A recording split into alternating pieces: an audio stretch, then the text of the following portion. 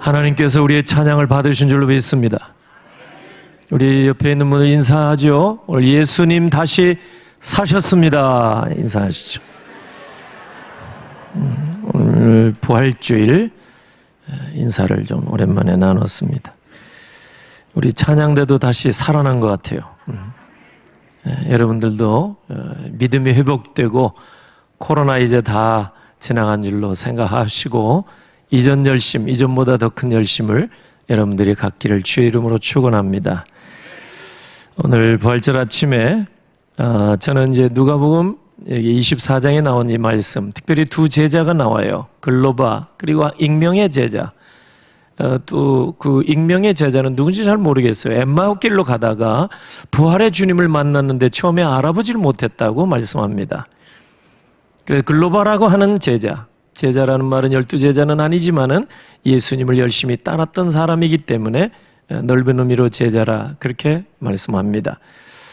어떤 분들은 이제 글로바와 함께 갔던 익명의 그 제자가 부인이 아닐까, 많은 학자들이 그렇게 생각을 합니다. 근데 제가 생각할 때 그 누가가 이 복음서를 기록할 때 왜 글로바는 이름을 밝히고 한 사람은 익명으로 했을까 궁금하기도 하지만, 혹시 오늘 우리 자신들 그 익명으로 남긴 이유가 우리들이 바로 그 익명의 제자와 같지 않는가, 이 생각을 하도록 익명으로 이렇게 남겨둔 것이 아닌가 싶어요.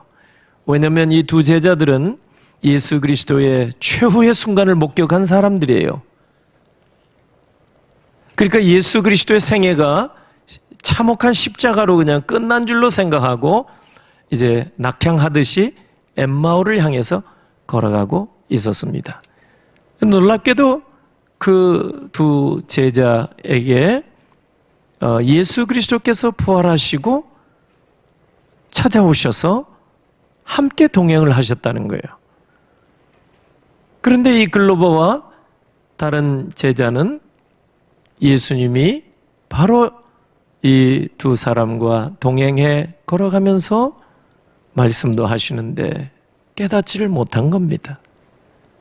부활의 주님인 줄 알아차리질 못했습니다. 어떻게 이런 일이 있을 수 있을까? 여러분, 이 두 제자는요, 예수님을 잘 알고 있던 사람이에요. 19절부터 21절 보면 분명히 그렇죠. 그리고 이 두 제자는 24장 1절부터 12절 보면은요, 예수님의 부활에 대한 기록이 나와요. 맨 처음 목격한 사람이 누굽니까? 여인들이에요. 오늘 한국교회도 남성도보다 여성도들이 더 많아요. 열심도 더 많고. 뭐 비교, 차별 이거는 아닙니다만은 벌써 수적으로도 한국교회는 6대4 이상이 됩니다. 여성도가 많아요. 예수님 당시에도 따랐던 사람들이 십자가 끝까지 여성도들이 많아요. 여기 21장 1절 이하에 증거하는 그대로입니다. 근데 이상하게 마리아라는 이름이 많아요. 마리아. 막달라 마리아도, 여러분 예수님의 어머니도 마리아, 요새 어머니도 마리아, 그리고 아마도 요한복음 19장 25절에 보면은 이 글로바의 아내도 마리아, 글로바의 아내 마리아, 마리아의 남편이 글로바로 나옵니다. 이름이 참 좋은가 봐요, 마리아.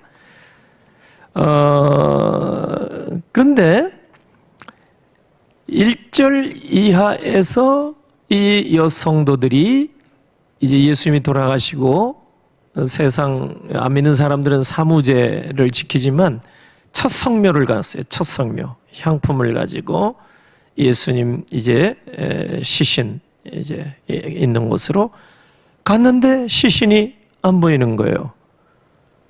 천사를 통해서 알게 된 게 뭐예요? 예수께서 여기 계시지 않냐고. 그가 말씀하신 대로 다시 살아나셨느니라. 이 놀라운 소식을 제자들에게 전했고, 베드로가 나이가 제일 많았을 텐데 달려가서 그걸 확인했어요. 그 사실이 먼저 나오거든요. 그러니까 이게 안식 후 첫날이라고 나와요. 1절에 안식 후 첫날이면 지금 주일입니다. 부활주일이란 말이에요. 지금 새벽에 예수님이 부활하신 날이에요. 이 사실을 이 두 제자가, 엠마오길 가는 제자가 알고 있었단 말이에요. 이미 이걸 듣고 알고 엠마오길을 가고 있었던 거예요. 그러니까 이상한 나그네와 같은 분이 이렇게 동행하면서 이렇게 대화를 나눈 거 보면은 충분히 짐작하고도 그 목소리를 알 수도 있을 법한데, 양들은 목자의 음성을 듣는다고 했잖아요. 그런데 제자라고 하는데 이 두 제자, 그 보통 믿음이 아니에요. 그런데도 몰라봤어요. 참 그래요. 근데 여기 보면은 17절, 16절 눈이 가려졌다 그랬죠? 알아보지 못했어요. 17절 보면 슬픈 빛을 띠고, 슬픈 빛을 띠고 엠마오길로 가고 있었습니다. 사실 그런 것 같아요. 우리가 갑자기 큰 슬픔을 만나게 되거나 큰 근심거리, 걱정거리가 닥치게 되면은 앞이 캄캄하다 그러죠? 진짜 안 보여요. 육신의 눈도 가려지게 되는 것을 우리도 경험합니다. 근데 믿고 따랐던 예수님이 참혹한 십자가에 달려 돌아가시는 그 마지막 광경을 보았는데 얼마나 낙심이 되겠어요? 이제는 누구를 의지하고 살아가야 되는가? 예수 그리스도께서 인생의 주인으로 이렇게 생각을 했었는데 그분이 십자가에서 최후를 맞이한 것을 봤거든요. 슬픈 기색을 하고 엠마오로 길을 가고 있었던 거예요. 그러니까 이 낙심이라는 게 우리의 눈을 가리고요, 또 절망이 우리 귀를 가리게 하고 근심과 걱정이 우리 눈을 가리게 하는 게 맞는 것 같아요. 근데 보세요, 이 부활의 주님은 눈이 가려지고 귀가 닫힌 이 제자들의 눈과 귀를 열어주셨어요. 할렐루야. 25절 보세요. 부활의 주님은 두 제자를, 알아차리지 못한 두 제자를 책망했어요. 책망. 미련하고 선지자들이 말한 모든 것을 마음에 더디 믿는 자들이요. 예수님께서 책망까지 하셨어요. 그런데 어떻게 이 두 제자가 처음에는 이제 부활의 주님을 알아차리도 못했는데 나중에 예수 그리스도께서 부활하시고 우리와 함께 길을 가고 있다는 걸 어떻게 깨달아 알았을까? 30절, 31절 보면은 이제 날이 아마 저물었을 것 같아요. 그래서 예수님은 더 가려고 했지만 제자들이 집으로 모셨습니다. 음식을 잡술 때 30절 떡을 가지사 축사하시고 떼어 그들에게 주시니 31절 뭐라고 하죠? 그들의 눈이 밝아졌다. 이 말씀을 문자적으로만 보면은 그들이 시장에서 눈이 침침해졌는가? 그 떡을 떼어 그들에게 주시니 그들의 눈이 밝아져 그인 줄 알아보더니, 사실 우리가 배고프고 그러면 뭐 앞이 침침하고 안 보일 수도 있겠죠. 단순히 그런 말씀일까요? 사실은 주님이, 부활의 주님이 닫혔던 제자들의 눈을 열어주신 줄로 믿습니다. 근데 우리 궁금한 게 뭐냐? 무엇으로 눈을 밝게 해주셨을까? 음식 쪼가리, 떡 한 쪼가리로 그들의 눈을, 가려준 눈을 열어주셨을까? 아니죠. 분명히 27절 보세요. 책망하셨지만 27절 같이 읽어볼까요? 이에 모세와 모든 선지자의 글로 시작하여 모든 성경에 쓴 바 자기에 관한 것을 자세히 설명하시니라. 할렐루야. 예수 그리스도에 관해서 예언된 그분의 오심과 그분의 고난당하심과 그분의 다시 살아나실 것, 사망 권세 이기시고 다시 부활하실 것에 대한 예언의 말씀, 구약 성경이죠? 이때는 아직 신약 성경이 기록되기 이전입니다. 그죠? 모세오경, 그리고 예언서들, 뭐 이사야에도 예수 그리스도의 탄생과 고난과 그의 죽으심까지 다 예언이 됐잖아요. 700, 800년 전에. 그래서 예수님이 자세하게 가르쳐 주신 거예요. 그 머물러 섰더라 그랬잖아요. 슬픈 기색을 하고 이 두 제자 그 길가에서 가르쳐 주신 거예요. 하나님의 말씀을 예수님이 쫙 풀어서 예수 그리스도의 탄생, 고난, 십자가, 부활 자세하게. 여러분, 우리가 어떻게 하면은 우리의 심령이 거듭나게 되고 우리의 그 연약한 믿음, 여기 보면 더디 믿는 자들이여, 더디 믿는, 성경에 기록됐는데도 더디 믿는다고 예수님이 책망하셨잖아요. 더디 믿는 것도요, 불신앙의 또 다른 모습이에요. 겨자씨 한 알 같은 믿음도 귀하다고 하시지만은 여기 책망한 이유가 뭐예요? 이렇게 성경에 기록됐는데 그걸 믿지 못하고, 예수께서 부활을 하셔서 제자들에게 지금 나타나셨는데 알아보지도 못하고, 이렇게 영적으로 둔한 사람 책망하신 거예요. 이 더디 믿는 것은요, 불신앙이나 마찬가지라 이렇게 말해요. 그러니까 책망하시죠.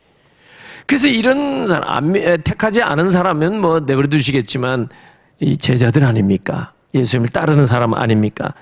그러니까 이들에게 성경에 기록된 말씀을 예수님이 설명해 주신 거예요. 우리가 거듭나는 것도 그렇고요, 우리가 영적으로 눈이 번쩍 뜨이게 되는 것도요, 하나님의 말씀을 우리가 듣고 읽고 묵상하고 무엇보다도 깨달을 때 우리의 눈이 뜨게 되고 심령이 새롭게 될 줄로 믿습니다. 아무리 잘 섬겨도 소용없어요. 예전에 미국에서 드레스디아스 열풍이 분 적이 있어요. 한국 교회도 그렇고. 드레스디아스는 잘못된 겁니다. 천주교에서 시작된 거예요.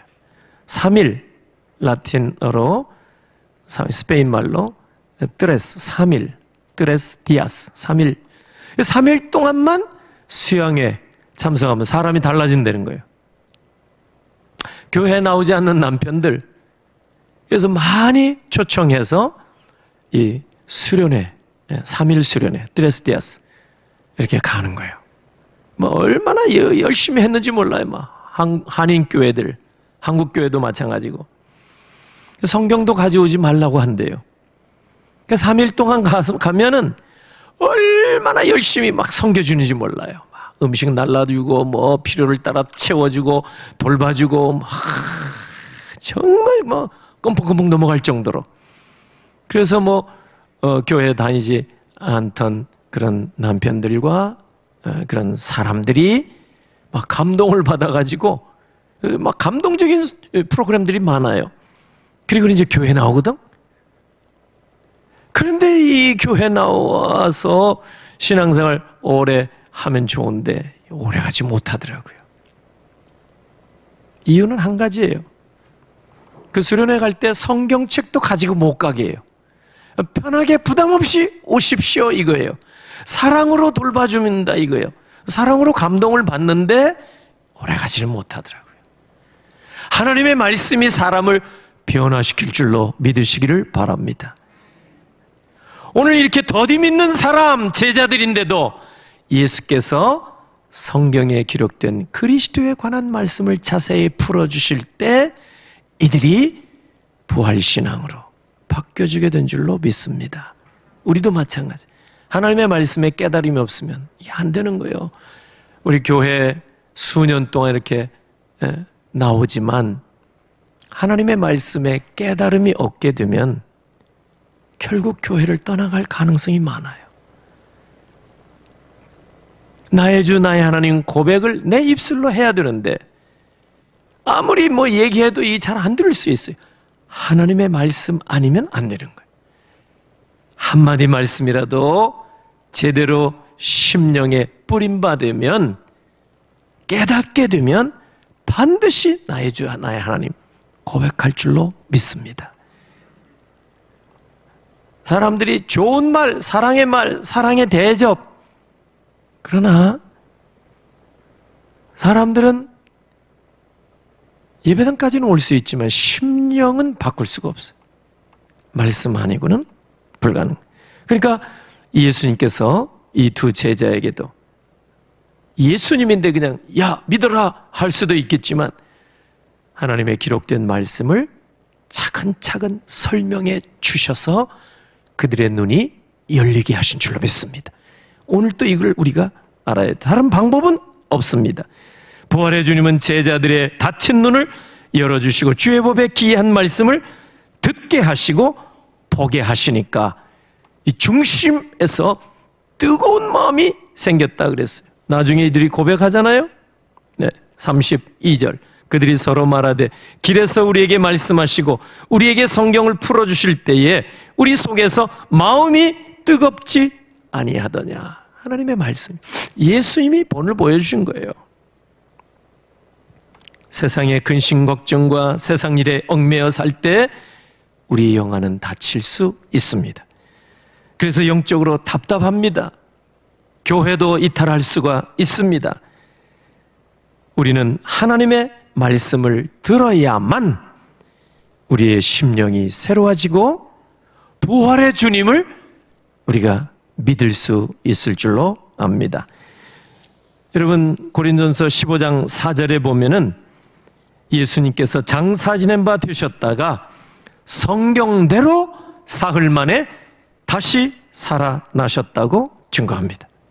성경대로 예수님의 부활이 성경 말씀대로 하나님의 말씀을 들을 때 우리도 그러한 깨달음과 중심으로부터 부활신앙이 우리에게 나타나게 될 줄로 믿습니다.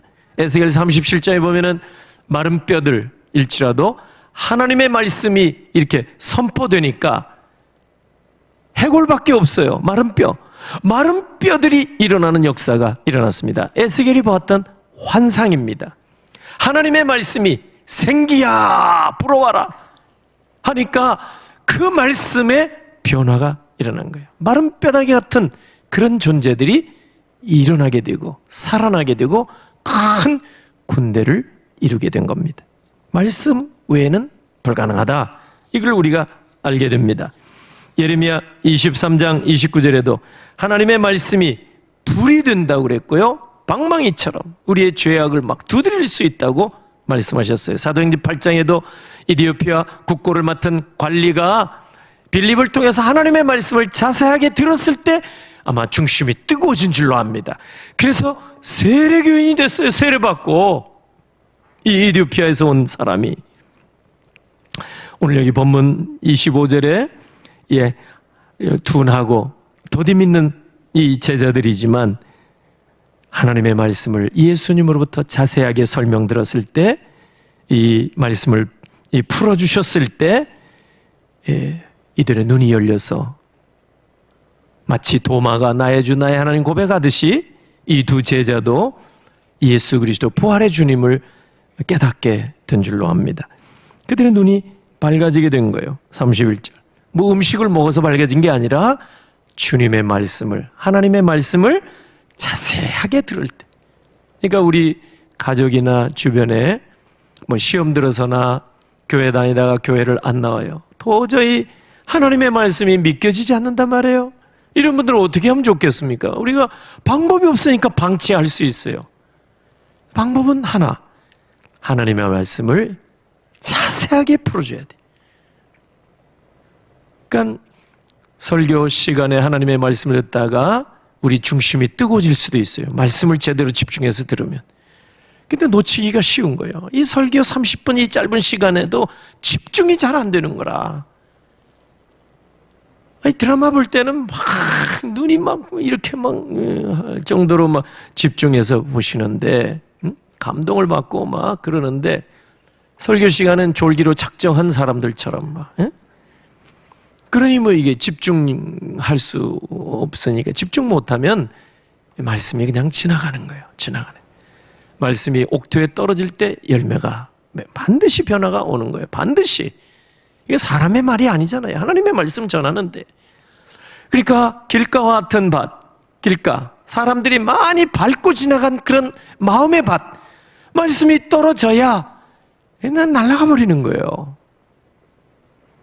그 다음에 가시밭, 말씀이 떨어져서 자란들 가시가 찔러서 성장을 못하는 거예요. 돌짝밭 떨어져야 그냥 성장을 못하는 거예요. 옥토의 마음, 좋은 토양에 떨어질 때 30배, 60배, 100배의 열매가 나타나게 된다고 하신 것입니다. 여러분, 신앙생활 할 때 어떤 사람은 영적으로 잘 성장하는 사람이 있지만 성장을 안 하는 사람이 있어요. 스스로 성장을 거부하는 거예요. 왜? 하나님의 말씀을 안 듣기로 작정하니까, 사람의 말로 생각하니까. 좀 재미있으면 좀 귀가 솔깃하고, 뭔가 나에게 관심이 있으면 귀가 솔깃하고, 그렇지 못하면 귀를 닫아버리고 눈을 닫아버리고, 오늘 엠마오길 가는 두 제자처럼 변화가 없어요. 그러니까 예수님께서 자세하게, 다른 치료 방법이 없어요. 하나님의 말씀을 자세하게 들으면 달라지거든요. 그러니까 이단에게 뺏겨가지고, 이단에 불려가면은, 잡혀가면은 밤새워서 복음을 설명 들어요. 복음방에 들어가서 신천지들 하는 거 보면은. 그러니까 뭐 이게 진짠가 하고 혹 넘어가더라고요. 우리 옆 동네에 많아요, 복음방이. 젊은 사람도 나이 든 사람도 할 것 없이 밤늦게까지 그걸 듣는 거예요. 이 방법은 저들이 먼저 우리보다 사용하는 것 같아요. 자세하게 풀어주니까 긍정을 하더라, 그 말이에요. 우리는 한 번 얘기하고 지나가다 보니까 이 진리의 말씀인데도 불구하고 흘러가게 되더라, 그 말이에요. 진정한 영혼을 사랑하는 마음이 있으면 알아들을 때까지, 아멘 할 때까지 막 자세하게. 사실 설교 시간에도 그렇게 하고 싶으나 이 짧은 시간에 다 어려워요. 지금 벌써 시간이 다 지나갔어요. 여러분, 예수 그리스도께서 죽은 자 가운데서 다시 살아나셨다는 이 소식은요, 반드시 소망의 메시지가 되는 줄 믿습니다. 능력의 소식이에요. 구원의 소식이에요. 나와 아무 상관없는 게 아니라 2000년 전 옛날 역사의 한 페이지에 장식한 게 아니라 지금도 왜 살아계셔서 우리와 함께하고 계신 줄로 믿으시기를 바랍니다. 약속하셨잖아요. 마태복음 28장 20절에 세상 끝날까지. 부활의 주님이 약속하신 거예요. 세상 끝날까지. 그러니까 예수와 상관없이 사는 자들은 중심이 뜨거워질 리가 없죠. 예수 그리스도의 부활 사건은 오늘 지금 우리에게 소망의 메시지를 전해줍니다. 첫째로, 그리스도의 부활 소식은 전 인류에게 주시는 소망의 메시지입니다. 여러분 보세요. 지금 지구촌 곳곳에 전쟁과 지진과 기근과 환경 오염으로 이 암울한 가운데 있는 이 지구촌 인류에게 소망이 뭐 있겠어요? 소망이 없어요. 재정적인, 경제적인 뿐만 아니라 지금 온 세계 지금 기후 문제, 환경 문제만 해도, 지금 일본 오염수 방류 문제만 해도 이게 좀 보통 사건이 아니잖아요. 좀 알고 보면 이게 전 지구촌이 몸살을 지금 앓고 있는 거예요. 우리가 다 잘못한 거지만은 이게 보통 문제가 아니잖아요. 소망이 있겠습니까? 이게 해결이 되겠습니까? 갈수록 더 어려워지지 않겠어요? 그 유일한 소망이 뭘까? 예수 그리스도께서 사망, 죽음, 오염, 권세를 다 깨시고 다시 살아났다는 것이 유일한 인류에게 주시는 소망이 될 줄로 믿습니다. 둘째로, 예수 그리스도께서 죽은 자들 가운데 다시 살아나셨다는 소식은 예수 믿는 우리 성도들에게도 소망의 메시지가 되는 줄로 믿습니다. 들릴라에 빠져서 두 눈을 뽑혀버린 삼손과 같이 육신의 정욕, 안목의 정욕, 이생의 자랑으로 영안이 가리워져서 부활의 주님도 볼 수 없는 삼손과 같은 한국교회, 여러분 소망이 보입니까? 소망을 줄 수 있는 유일한 소식이 있다고 하면 그것은 사망과 흑암의 권세를 이기시고 죽은 자들 가운데서 다시 살아나신 예수 그리스도밖에는 없다는 사실을 여러분이 믿으시기를 바랍니다. 세 번째로 그리스도의 부활의 소식은 우리 각자의 심령에, 나에게 주시는 소망의 메시지가 될 줄로 믿습니다. 이리저리 세상 사람들에게 눌려 살고 쫓겨다니고 세상 일로 찢기고 상한 심령들에게 예수 그리스도의 부활 소식은 분명히 소망의 메시지가 될 줄로 믿습니다. 낙향하듯이 슬픈 기색을 띠고 엠마오로 가던 두 제자에게 그리스도의 부활의 주님은 소망이 된 줄로 믿습니다. 다시 살아났잖아요. 보세요, 이들이 어떻게 했습니까? 32절에 그들이 이제 길에서 예수님이 말씀을 자세하게 풀어준 것을 기억하면서 그때의 성령으로 우리를 뜨겁게 하지 아니하시더냐. 33절, 여러분, 이 두 제자가 중심에서부터 예수 그리스도의 부활신앙을 갖게 된 줄로 믿습니다. 그리고 나서 변화가 뭐예요? 33절, 곧 그때로 일어나 예루살렘에 돌아가 보니, 여러분, 엠마오 길로 가다가 방향을 틀었습니다. 이 터닝 포인트가 된 거예요. 무슨 사건이요? 길에서 슬픈 기색을 하고 엠마오로 가던 두 제자가 180도로 방향을 바꿔서 그 참혹한 십자가 처형을 당한 예루살렘으로 되돌아갔습니다. 왜? 예수 그리스도 부활의 주님을 만났기 때문입니다. 이게 결정적으로 전환점이 된 거예요. 인생의 전환점. 우리에게도 있어야 될 줄로 믿습니다. 어떤 때입니까? 부활의 주님을 만났을 때입니다. 부활의 주님을 만났을 때 도마도, 의심많은 도마도 나의 주, 나의 하나님, 인생의 터닝 포인트, 전환점이 바로 부활의 주님을 만났을 때였습니다. 이들이 두 제자가 엠마오로 갔었어요. 180도 방향을 돌려서 다시 예루살렘으로 이들이 갔습니다. 왜? 참혹한 십자가, 슬픔으로 가득 차 있는 예루살렘으로 가서 부활의 주님을 우리가 만났다 전하려고 갔더니 어떻게 됐어요? 11 제자가 이미 모였습니다. 그리고 여러 형제들이 모여있어 34절 말하기를, 주께서 과연 살아나시고 시몬에게, 베드로에게 보이셨다, 그 얘기들을 나누는 거예요. 그래서 35절에 보면 이 두 제자, 글로바와 다른 익명의 제자도 엠마오 길에서 부활의 주님을 우리도 만났다, 여기 보고하고 간증하고 고백한 줄로 믿습니다. 우리가 해야 할 일입니다. 진실로 부활의 주님을 만났다고 한다면 우리도 참혹한 슬픔에 잠겨져 있는 그곳에 우리가 찾아가는 거죠. 두 제자는 아직도 슬픔에 잠겨서 예루살렘 온 도성 안에, 여러분 분위기가 얼마나 참 그렇게 했습니까? 그곳에 빨리 가자 했는데 부활을 목격한 제자들이 거기 모여서 말씀을 나누고 있습니다. 우리도 부활의 주님을 보았노라 증거하고 있습니다. 부활의 증인으로 우리도 살아야 될 줄로 믿습니다. 그리스도의 부활의 소식은 소망의 메시지가 되기 때문에 우리가 들었으면 반드시 전해야 될 줄로 믿습니다. 처음에는 그들의 눈에 부활의 주님이 보이지를 않았습니다. 그러나 말씀을 통해서 그들이 여러분 깨닫게 되고 중심으로부터 뜨거운 마음이 생기게 되고, 그래서 그들의 마음속에 여러분 속에서부터 부활의 증인들이 된 줄로 믿습니다. 그러므로 우리 모두가 다 어디서든지 언제든지 그리스도의 부활의 산 증인으로 우리도 이 두 제자와 같이 살아가는 그런 귀한 역사가 계속해서 일어나게 되기를 주 예수 그리스도의 이름으로 축원합니다. 아멘. 기도하겠습니다.